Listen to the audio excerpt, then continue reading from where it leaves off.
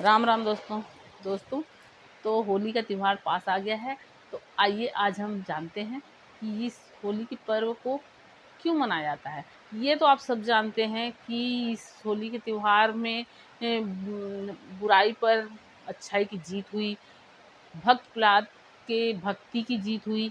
और भक्त प्रहलाद जो है वो उन्हीं के कारण, मतलब उनको जब उनकी बुआ, उनके पिताजी हिरण्यकश्यप उनके भक्ति से बहुत दुखी थे, बहुत परेशान थे, तो वो अपनी बहन यानी भक्त प्रहलाद की बुआ को उनको भक्त प्रहलाद की बुआ को असल में वो था, आशीर्वाद था किसी का कि वो उनके पास वो वस्त्र था आशीर्वाद रूपी, उसको पहन के वो अगर आग में बैठती हैं तो वो नहीं जलेंगी।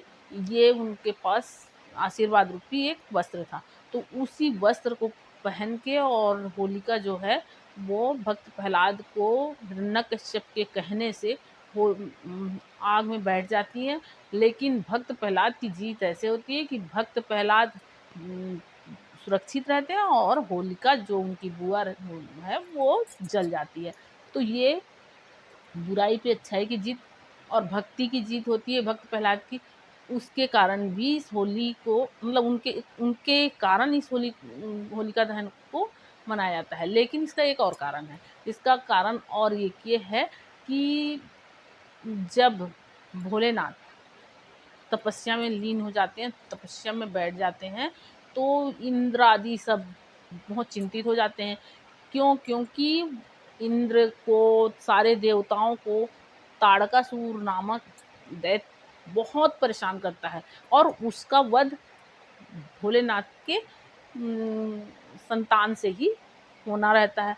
तो इसलिए इंद्र और देवता सब चिंतित हो जाते हैं कि अगर भोलेनाथ तपस्या में बैठ गए, लीन हो गए, तो ये शादी नहीं करेंगे, और शादी नहीं करेंगे तो इनके बच्चे नहीं होंगे, और बच्चे नहीं होंगे तो ये ताड़कासुर का वध कैसे होगा। तो इस कारण इंद्र आदि देवता कामदेव को बोलते हैं कि आप जाके और भोलेनाथ की तपस्या भंग कीजिए। तो कामदेव भोलेनाथ की तपस्या भंग करने के लिए जाते हैं और अपने पुष्प रूपी बाण को चलाते हैं।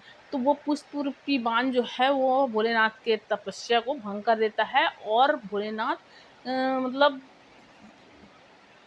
तो ये होता है कि मेरा तपस्या भंग किसने किया, तो उनका तीसरा नेत्र खुल जाता है, और तीसरा नेत्र खुलता है तो कामदेव जो है वो भस्म हो जाते हैं, भस्म हो जाते हैं।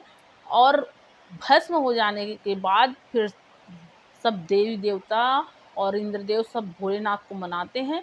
तो भोलेनाथ उसी दिन, मतलब वही फाल्गुन मास की पूर्णिमा के दिन ही ये अपने विवाह के लिए हाँ करते हैं। और कामदेव की पत्नी जो है वो रति भोलेनाथ से विनती करती है। तो भोलेनाथ उस कामदेव की पत्नी रति को कामदेव के पूर्ण जन्म के लिए आशीर्वाद देते हैं। तो इस कारण भी होली का उत्सव मनाया जाता है, क्योंकि भोलेनाथ शादी के लिए तैयार हो जाते हैं। तो सब देवी देवता खुशी के मारे उत्सव मनाते हैं, और वही उत्सव ये होली का उत्सव होता है दोस्तों। तो इस तरह होली मनाना चालू हुआ, और इस कारण से होली का त्यौहार मनाया जाता है। आप लोग को ये जानकारी कैसी लगी, आप लोग कमेंट करके ज़रूर बताइएगा। और दोस्तों, आप लोग अगर मेरे चैनल पे नए हैं तो मेरे चैनल को सब्सक्राइब कीजिए और मेरे इस वीडियो को लाइक कीजिए। और आप लोग मेरे को अगर कमेंट करेंगे तो मेरा उत्साह और बढ़ेगा, और मैं और भी जानकारी आप लोग को देती रहूँगी। ठीक है दोस्तों, राम राम दोस्तों।